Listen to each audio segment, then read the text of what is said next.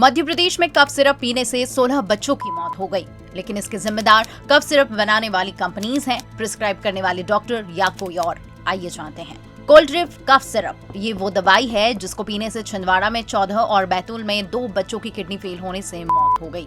इन मौतों का कारण सिरप में 48.6% डाईएथिलीन ग्लाइकॉल का होना है। WHO के मुताबिक ये एक खतरनाक केमिकल है और किडनी फेल होने का कारण भी हो सकता है।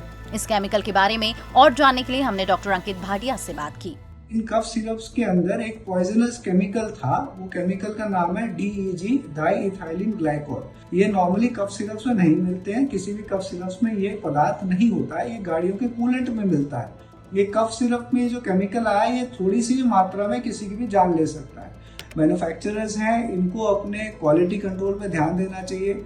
उनको पकड़े जिन्होंने ये कफ सिरप के अंदर ये केमिकल डाल दिया, कि केमिकल कहाँ से आया उस कफ सिरप में, ये जानना बहुत जरूरी है। इस मामले में डॉक्टर प्रवीण सोनी की गिरफ्तारी हुई है। साथ ही सिरप बनाने वाली कंपनी के ऑपरेटर्स पर FIR भी हुई और कोल्ड्रिफ सिरप की 420 बॉटल्स जब्त कर ली गई। फिलहाल तमिलनाडु, राजस्थान, मध्य प्रदेश और उत्तर प्रदेश में इस कफ सिरप की बिक्री पर बैन लगा दिया है।